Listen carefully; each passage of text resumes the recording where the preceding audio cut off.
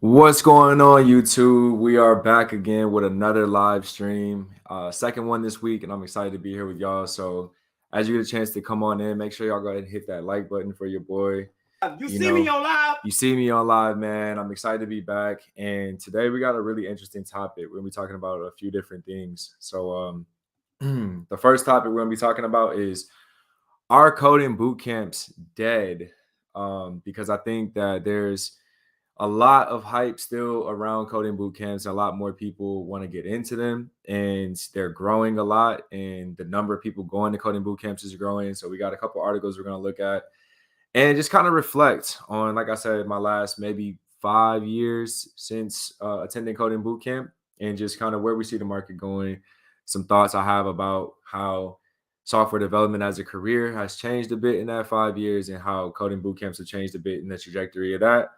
We're also going to get into, is AI going to kill coding? And I'm excited to talk about that one because, again, just in the last 5 years alone, when I graduated my coding boot camp, coding has changed a lot. The processes, the way that it's being taught in these coding boot camps, and the tools out there to help people learn how to code, or to even assist you in coding, like pair programming type tools. And then with the introduction of AI and the growth of AI, there's even more things, that have already come out, and they're just going to continue to improve. So I want to talk a little bit about that and how we can potentially adapt for anybody out there who's trying to get into software engineering or coding, just some things to be aware of. And then finally, we're going to talk about how to stay ahead in the tech game, because it is very competitive and is only going to continue to get more competitive, in my opinion. And so, yeah, just thinking about how we can stay ahead, how we can stay sharp, things we can do to be proactive, all things coming up here in the stream. So I'm excited to be here with y'all. And let's go ahead and get it started, man. So I'm gonna go ahead and share my screen actually, and let's go ahead and jump into this first article right here. So this one actually comes from Course Report, and is talking about this is about an ultimate guide of coding bootcamps, but they have a lot of different stats and data in the year 2023 about coding boot camps. And so this first one you can see right here, it says that the average cost of a coding boot camp is about $14,000, and graduates report an average starting salary of $69,000. Now, I can attest to this being pretty true. This still sounds pretty on par with what my experience was. So for those that don't know, if you're new to the channel, I attended Coding Bootcamp in 2018, and I'm also based in Detroit, Michigan, or I was at the time. And so, yeah, at that time, my coding bootcamp was actually $1,000 a week, and it was a 10-week boot camp. So about 10 grand. I know a few people who are also paying about 12 back at that time. So anywhere between 10 and $12,000 back then was the cost in them. They were pretty much advertising an average starting salary of $52,000 for their graduates. And so this is interesting to say 69,000. Now, again, I'm sure this is taking into consideration a wide range of different job markets and geographic areas. But like I said, I can attest to my personal experience being very on par with this, because my first job, I think I was actually making $55,000, or 50,000. I think it was 50,000 actually, and then I ended up getting an increase to 55,000. But initially, my first job out of coding bootcamp was 50 grand. So this starting salary, I mean, to me, it's not too far off from what my personal experience was at the time. But again, like I said, this could be, I'm sure, taken into consideration all the different markets that are out there. And like I said, people have different levels of competency, different skill levels, and so this is just the average. But I felt like that was pretty on par. Um, Says the average boot camper has 7 years of work experience and has at least a bachelor's degree and has never worked as a programmer. However, the number of students with degrees appears to be declining slightly over time. So this one, interesting, 7 years of work experience and has a bachelor's degree. So to this day, again, if you're new to the channel, I don't have a degree. And I'd also never worked as a programmer. So I can attest to that pretty much being the case as well. Let's see, a lot has changed since boot camps launched in 2012. University boot camps are now competing with household bootcamp names. Payment options like income shared agreements and deferred tuition have exploded in recent years, and many boot camps are dipping into the corporate training market. I think this is a big one to kind of just talk about a little bit. Now, again, I'm not here to disprove this article or because we're going to look at another one as well. So I'm not here to like disprove these articles, really just more want to give my thoughts and perspectives on the bootcamp market today specifically and what my experience was kind of in comparison to what these articles are talking about. But I do feel like this is interesting, the rise of different ways that you can actually pay for coding bootcamp because when I attended, like I said, back in 2018, it was pretty much pay out of pocket.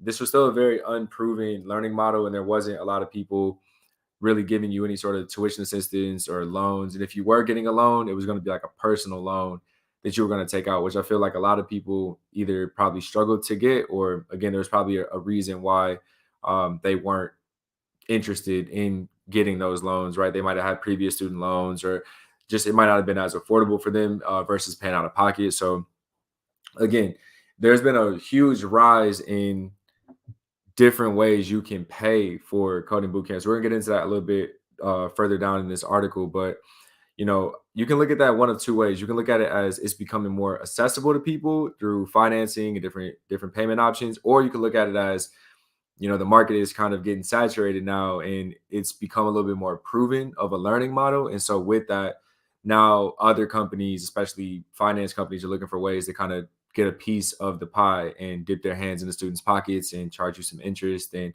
potentially make some money off of your salary or again, just in general from interest rates and things like that. So something to keep in mind, but we'll talk a little bit more about that as we get further down in the article. Um, Let's see, there's a 306% growth of online coding bootcamp. So it says there were 15,619 graduates of full-time remote bootcamps in 2020, which is a really, really large number. And to me, that kind of sounds wild because me personally, I went to a in-person full-time coding boot camp Monday through Friday from literally 9 to 5. And for me personally, that was I think the learning style and format that I really needed to be able to have a teacher's assistant and a teacher that I could ask questions to, being able to struggle with my classmates and ask them questions and stay after class and work with them on different things. And just to build that camaraderie was really important for me. And online boot camps, I kind of wonder how that experience translates over to a virtual learning environment, because I'm not to say that you won't still get that one-on-one time that you need, but I do think that there's something to be said about learning with people and being able to, like I said, form those bonds. It could be simple things like going for walks and going out to lunch and taking breaks together, or even just venting to each other. Again, I'm not saying that doesn't happen in an online format, but I think this is a crazy stat though. 306% growth of online boot camps in just since 2020 alone. So the pandemic really skyrocketed this, surgence of online boot camps. And I can't really speak to the quality of education, but I think it really depends on you as a learner if this is going to be right for you, because online boot camps, I think, are it's a very different learning model, learning format. And if you don't have the discipline to really know how to work at home and to really learn how you learn, because that was a big part of coding boot camp for me, was figuring out how do I learn best. And so being able to, like I said, sit with the TA, sit with the teacher after class, or even come in early some days and just really, sometimes they would write things out on a whiteboard and explain things, right? Or just come look over your shoulder. And I'm not saying sharing your screen and all that stuff can be effective too, but you really just got to know and pick your battles about how do you really learn, and like what sort of format do you want to commit to? Because we just said the average is $14,000 for a boot camp. So I mean, it's kind of expensive if you're going to go into this and not really be sure about, is this going to be the best learning model and learning format for you. So they bring this up again about flexible payment options. So it says the rise of ISAs, which is income sharing agreements, deferred tuition, and the use of lending partners like Ascent Funding, Sally Mae, and Climb. Now, this is crazy. We have to talk about this because, like I said, when I went to coding boot camp, you had to pay out of pocket. So this was something that I personally feel like if you pay out of pocket, you have to really commit a lot more than if you just get handed money. Because most people, when I went to coding boot camp, did not have $11,000, $12,000 or $1,000 a week to just throw down the drain to not be sure this is something they wanted to do.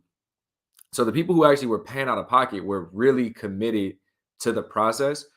And I just feel like this right here with the so ISAs, income sharing agreements, is where you don't pay anything while you're going through the boot camp, but then they're going to take a piece of your salary once you get your first job for X amount of time until you pay back X amount of dollars. And I'm sure there's interest tacked onto that as well too.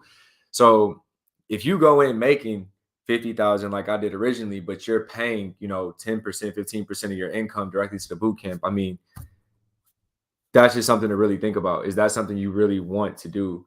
And again, I mean, this could go on for years depending on how you actually, what the ISA agreement is. So it really just depends on how much you're taking every month or out of every check and how much the boot camp costs in general. What is the interest rates on it? So I just think that this could be a very not good long-term solution, but it really depends on your financial situation. I would avoid it personally, but again, everybody's situation is different.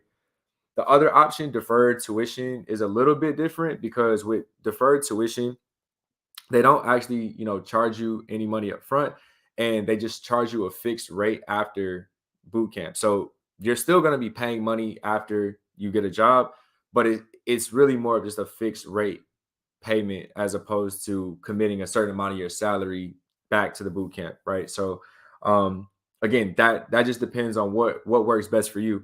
Then they have Sally Mae and these other lending partners now, Ascent Funding, and this other one's called Climb.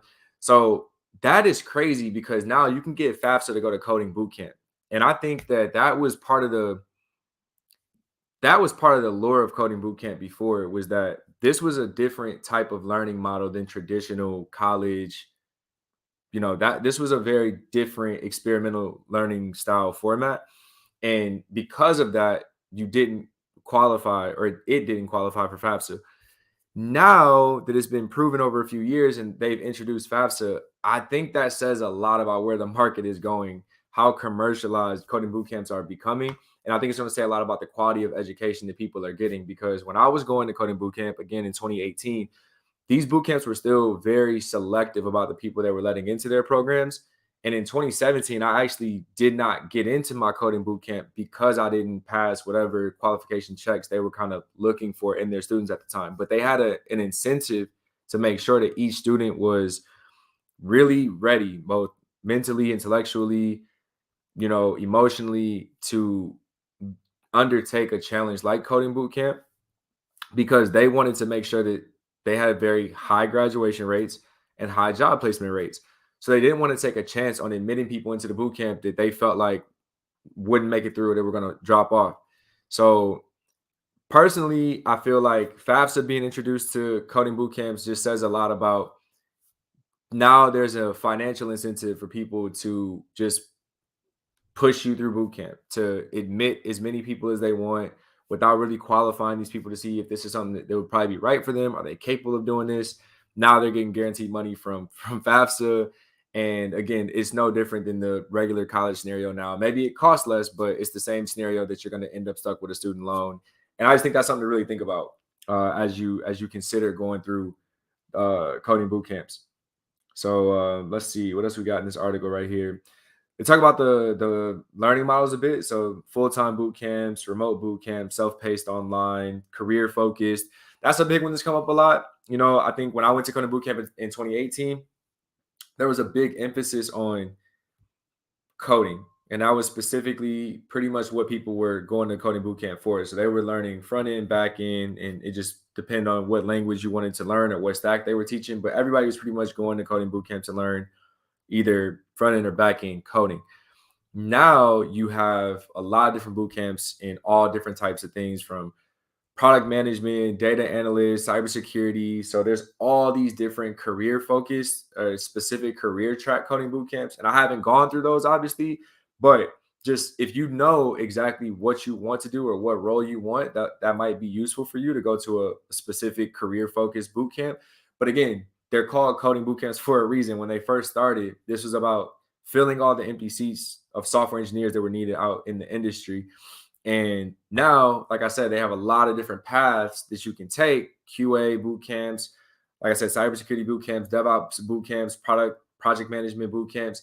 So it's awesome they have all these different routes and options that you can take without having to specifically learn how to code. But again, I think because FAFSA has been introduced, you have to really be careful about how good are those curriculums. Because, like I said, we're talking about coding boot camps. We're not talking about career focused boot camps. So I personally feel like this is just a way for boot camps to branch off and make more money by diversifying their curriculum, as opposed to making sure it's a quality of education and people are getting job placements. Because you don't really hear as much about people getting jobs in other careers outside of software engineering from coding boot camps, or from boot camps, I should say. And that's just something to think about. So it's awesome that they've grown and that they've expanded their offerings to also offer things like these career focused boot camps. But again, just something to think it or to keep in mind as you're considering, your journey, if this is something that you're interested in as well. Let's see, what else do we have here in this article? We already talked about the salaries a little bit. Um, let's see. Let's see. Yo, we talked about the income sharing agreements. Uh, let me see. Is there anything else I wanted to touch on in this article? Yeah. So, okay, 26% of students in 2020 reported being unemployed before they went to boot camp, which is obviously like a really interesting stat. Let me see. Because again, if you're unemployed going into coding boot camp, it makes the whole commitment a lot tougher. I mean, I do think that working during coding boot camp is not something I would advise. I talked about this in previous videos as well too. It really takes the full dedication and grind of a coding boot camp to really commit to it. So I wouldn't recommend trying to work through it.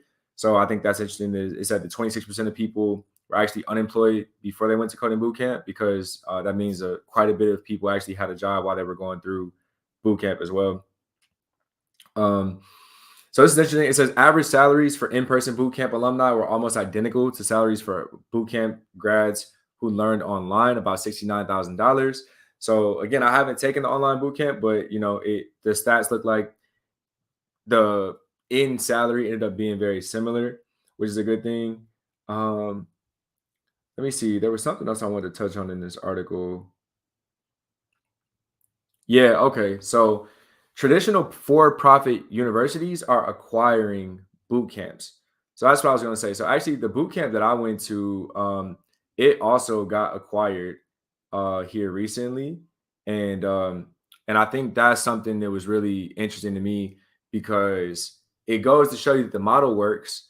But when they get purchased, how much of that gets lost in the acquisition. And now you have for-profit universities all swooping in, trying to get a piece of this pie. And they know this is a big market. They know that the format is proven out now. So my question would be now the quality of education. And also another thing that I really feel like I wanted to hit on with this is that, you know, with so many boot camps emerging and so many graduates coming out and people getting hired, I really do feel like it has made it tougher for those entry level developers or people who have just started to come into coding boot camps. I feel like it's made it a lot more difficult for them to actually be able to get that first job. Um, because again, I think by having so many more graduates out in the market now, it's raised that standard of what a junior developer even is. And then also, we all know the economy's been challenging since the pandemic. And so I don't think companies are as willing to hire and invest in junior developers as they used to be. So even though coding boot camps might still work, I'd be curious what some of the jobs are these people are getting where they're starting out on their very first job after coding boot camp, where they're making $69,000, or what that really is or what that really looks like. So just something to keep in mind, because I think that's not something that gets talked about a lot, is how difficult it really is to get that first initial job. Now, I fortunately got my job like 30 days exactly from graduation date, but I know a lot of people, especially in my class as well, they didn't have that experience, and some took 3 months, 4 months, 5, 6 months to get their first job. And you have to keep yourself motivated during that time. You also have to pay bills during that time. So it can be very challenging and discouraging. So I can't imagine that's become easier since 2018. And with the rise of more boot camps everywhere, there's a huge variation. So we said that 14,000 was like the average cost of a coding boot camp today, but I would still, I would still wonder how many people actually went to cheaper boot camps and then got a less quality of education and had a harder time getting a job as a result of that. So it actually leads to this next article. Kind of wanted to get into. This next one's going to be from Career Karma. Let me see. And the main thing I wanted to talk about on this one was really these stats around the tuition right here. So a little bit of a discrepancy. They're saying that the average cost of all tech boot camps was 12,000. So the other article said 14,000. This one says 12. So you can imagine it's somewhere right around in there. Like I said, this still kind of falls on par with what my experience was in 2018. So it says that tuition financing. This is the part I wanted to look at.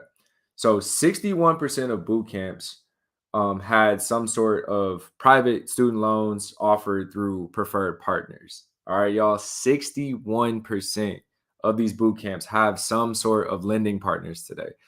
I think that says a lot about where the quality of education has gone, right? If 61%, more than half of them are offering money now to go to coding boot camp, again, I just wonder what is the incentive for them to really vet the people who are coming in the door versus just try to get you in, get you enrolled, get you, committed to a student loan and just kind of push you through graduation as opposed to making sure they invest in your education and the career support that you need, because it's not just that you're learning this new skill set. You're going into the job market completely revamping your resume, completely changing your story and talking differently about yourself and your career journey and why you want to go down this new path in your career.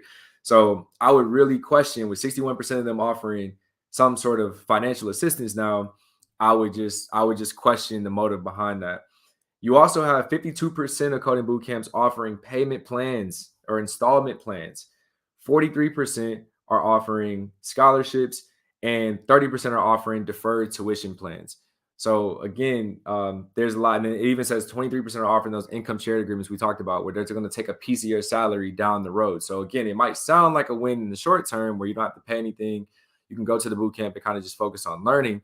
But then once you actually get that first job, it's going to take a while to pay that back.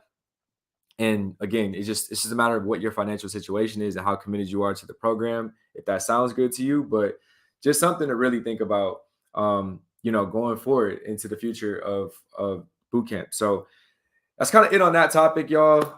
I just wanted to touch on that about our coding boot camps really dead. Obviously, the stats say that people are still making more money from going to coding boot camps. I would say the price is still relatively the same as what it was when I went in 2018, a little bit more expensive.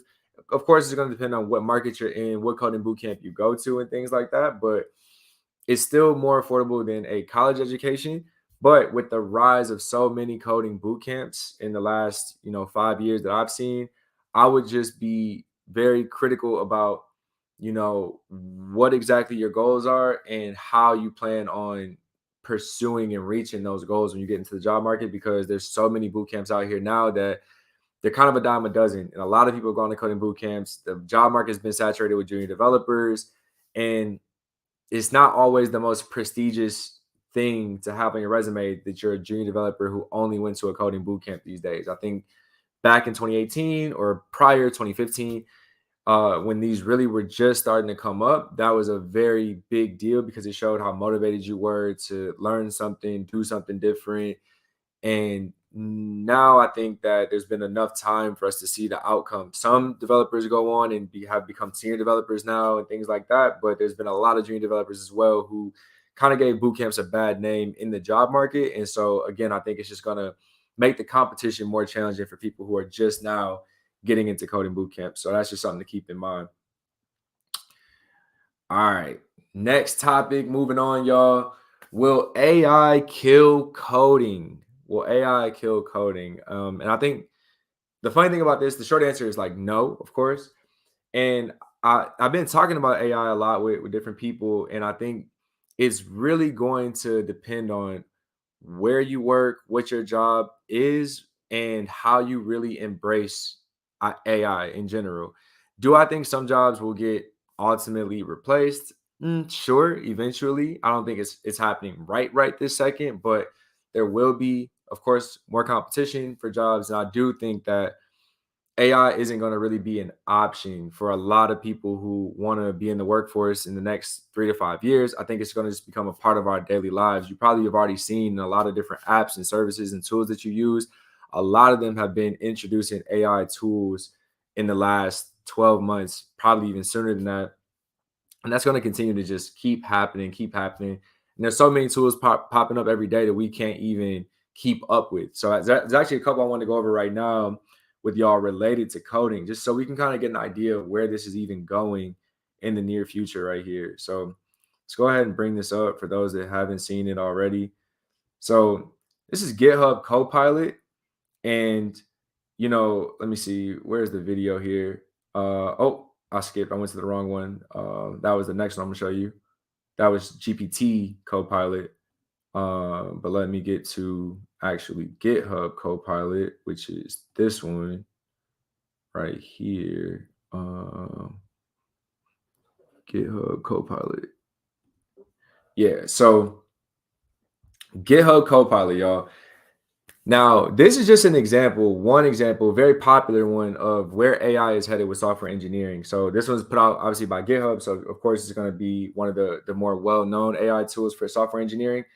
But this will actually take, and I'll go ahead and run this back one more time, but this will actually take pseudocode or comments written in plain English, and it will generate code for you. And I think what's amazing about this is just from a time perspective, getting started with coding, getting your first project or a pet project up and running and off the ground. Now, I think the amazing part is that if you struggle with certain concepts, if you struggle with certain languages, if you struggle to understand how certain things work about a language, you now have an assistant AI programming tool that can help you do those things. Now, it can't teach you code, of course, but like I said, they market this tool as an AI paired programmer. So what you can really do is you can leverage something like GitHub Copilot to help you again where you get stuck or on the more difficult parts. Like a lot of people might do front end engineering and they might understand how things work visually on the web, or they might feel more comfortable with visual development, but they might struggle with back end development. And GitHub Copilot is trained on almost every programming language. So not only can you write things in plain English and have it generate code for you, but you can have it generate code in almost any language that you're working in. So, in terms of learning code and getting better at coding, this could be a great way to get an understanding from GitHub Copilot about how it's implementing certain things, how it's achieving certain things, and how it's doing certain things. And you can then go and learn. Like, for example, in this right here, you might not understand what the fetch call is doing. You might not understand what some of this response.json and awaits are in JavaScript. So this is it looks like some Node. So you won't really understand some of these things potentially if you're a brand new programmer, but you can use this as a reference point or as a starting point to then go do some more research and understand why it wrote the code that it wrote, and understand even why it formatted the code the way that it did, and things like that. This will also do things like code suggestions, code cleanup.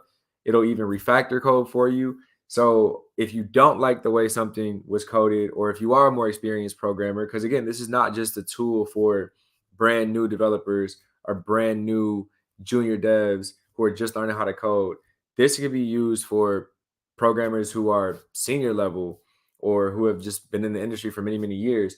These type of tools I think are going to help impact our productivity. And I think this is coming to a lot of different career fields, not even just software engineering, but I do think it's important to look at AI examples in software engineering because traditionally that's been such a difficult job and career to crack into and to get good at and to improve and become senior level in.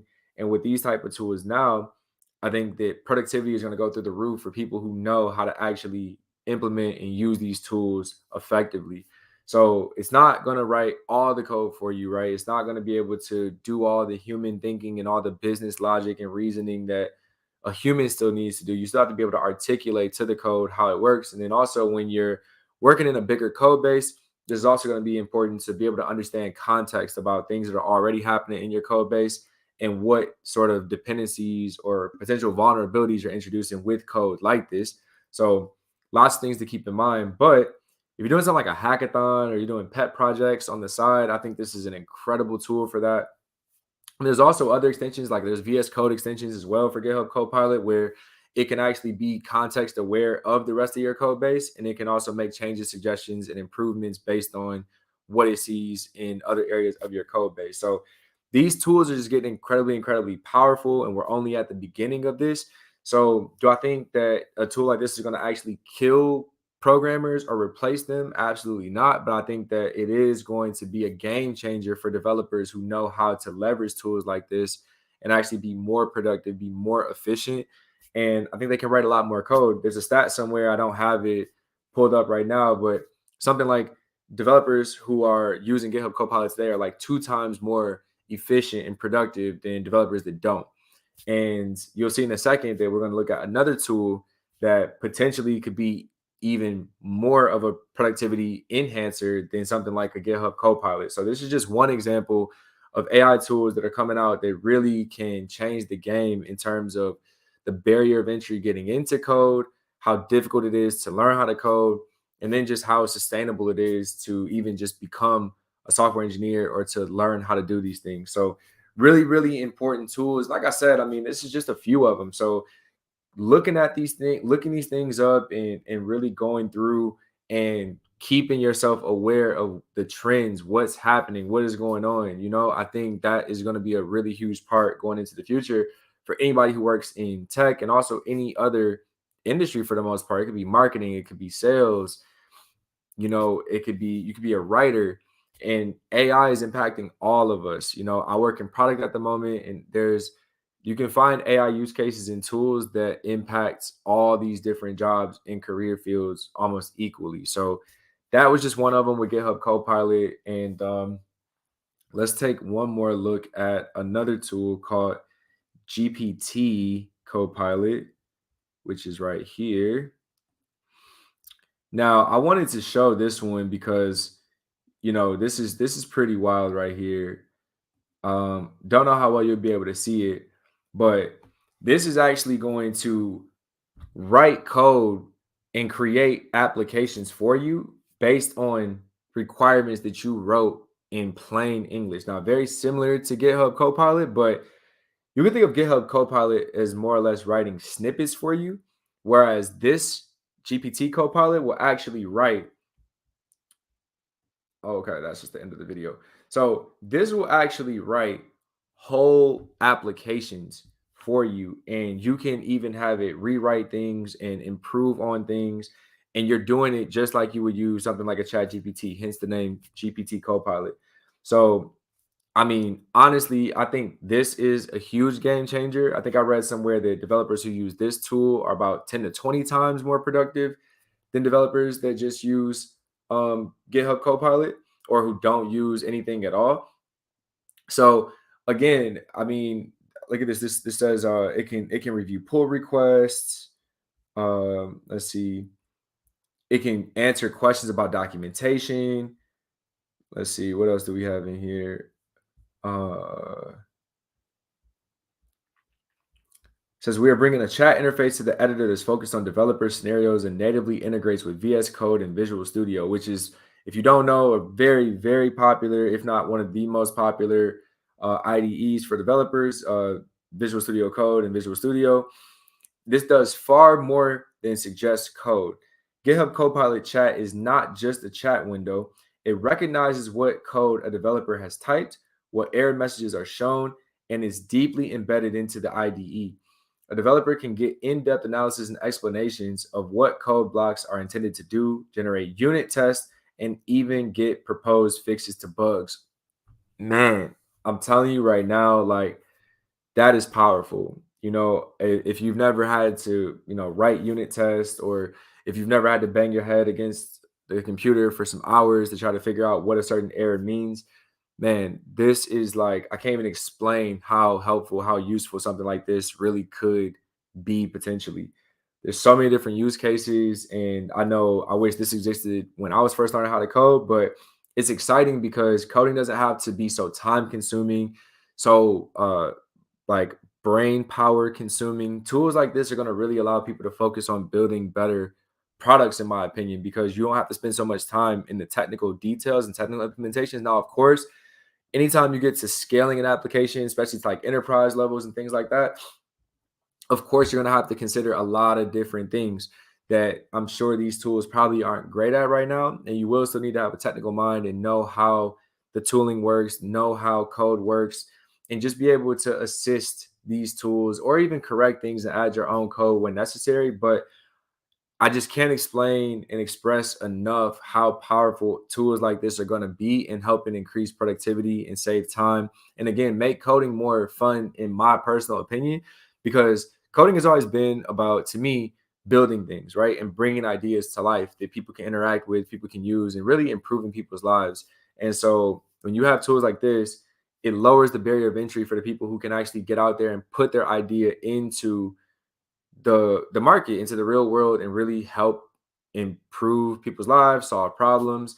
And I was a non-technical founder at one point in my startup, something I've talked about on this channel before in the past. And if you're out there and you're thinking about a business, or you have a business idea swirling around in your head, or an idea for an application, but you don't code, this could save you tens of thousands of dollars from having to go and find a team to help you build your initial MVP. Now, I'm not saying this is a perfect end all be all solution to, just having a development team in general, but I am saying that these tools are going to be so powerful in helping people who couldn't previously get their ideas off the ground, or who struggled to, do back end development, or who struggled to do certain things. Tools like GPT Copilot are seriously going to help lower the barrier of entry for almost anybody to get involved in building applications, building MVPs, and who knows what that's going to lead to in the future. Only time will tell. But I do think these tools are going to be incredibly helpful in helping people be more productive. And I don't think that they're necessarily going to kill the job of software engineers, versus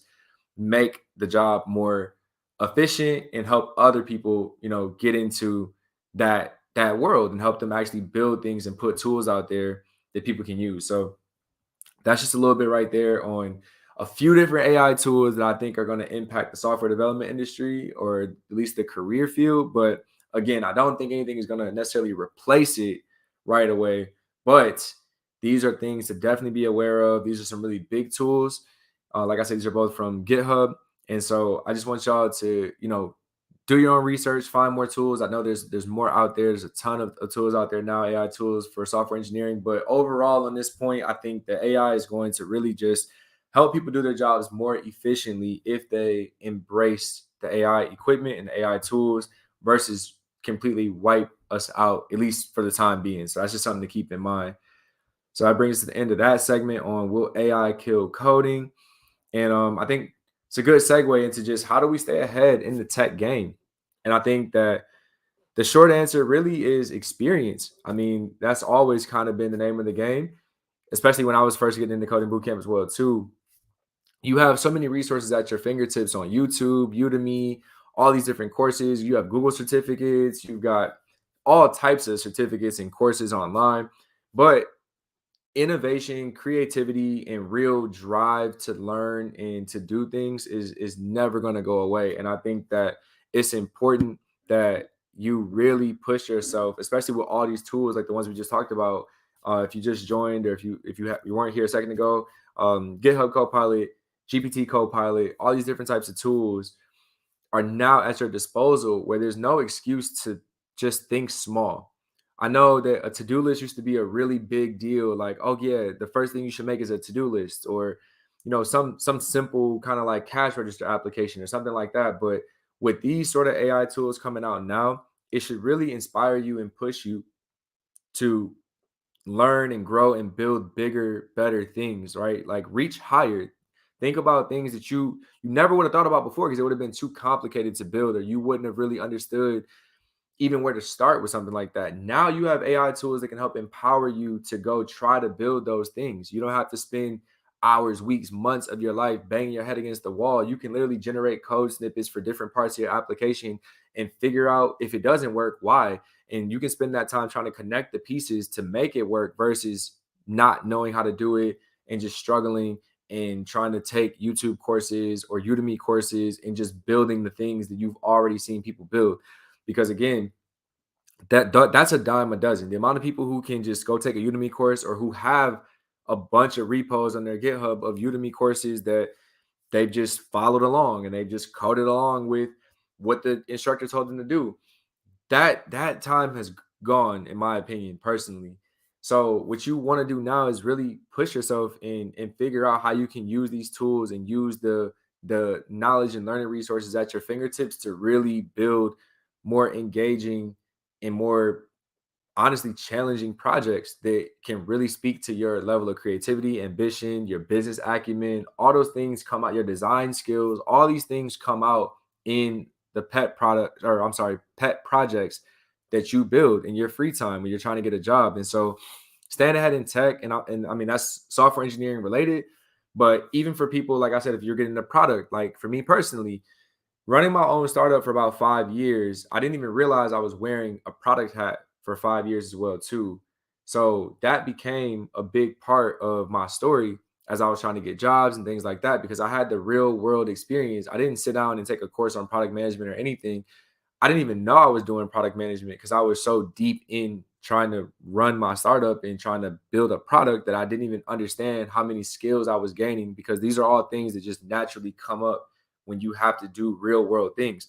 So I would say, don't be afraid to jump into things like hackathons or to do that pro bono work for somebody. And when you have tools like this, I mean, there's no harm in doing that, right? Because you can save yourself so much more time and you can also learn and get things on your resume, your LinkedIn, etc., experiences you can speak to by literally putting yourself in position to help other people or to do some pro bono work or to join hackathons or to just build things that solve problems that you experience in your own personal life.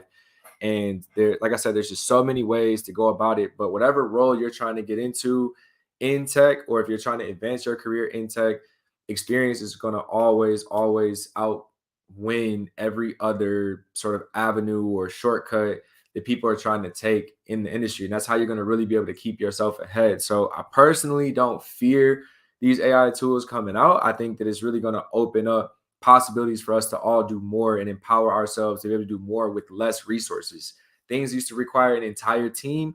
Now it can be done with just you and an AI tool if you use it the right way. And so I think it's about the mindset we go into, this next step and this next phase of the tech industry and this AI sort of generation that we're embracing right now. I think that is really going to determine our career trajectory, our learning curves, and everything. How much do we embrace this technology and find new ways to be more productive by using these tools versus being afraid of them, running from them, and trying not to use them essentially. So I would just highly recommend you just stay learning, put yourself out there, try to get experience in whatever ways you possibly can in meaningful ways. And also don't be afraid to embrace new tools or at least see what's out there so that you're at least able to speak to these things, be privy to these things, and you're not getting left behind essentially because the AI race is on. It has been on for about a year now. We've all seen that.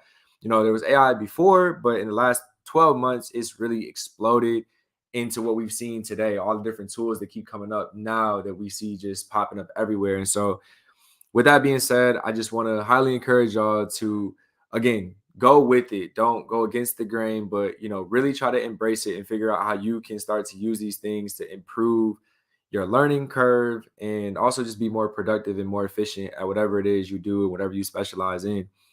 So that's about it for this stream, y'all. I hope you got some value out of this. If you had a chance to drop by, I really appreciate you. If you're watching this on the playback, go ahead and hit that like button for me. Helps me stay motivated to keep making these live streams and being here for y'all. And if you notice, I'm doing live stream content now because it's just a lot easier for me to sit here and kind of just be able to chat with y'all and to talk about some things as opposed to spending so many hours of me editing right now. But I will be chopping these up and dropping them as regular videos. If you want to go back and not, watch the entire stream, but just get certain bite-sized snippets out of each one, I'll be doing that in the future. So again, it's Darian Stevens, y'all. I appreciate y'all for joining me. And check out the links in the description as well. So the website's down there. The Solo Founders podcast is down there. Check that out. It's my podcast where I help solo founders really just navigate the challenges of being a solo founder and starting a company. And yeah, I'll catch y'all in the next live stream. Peace.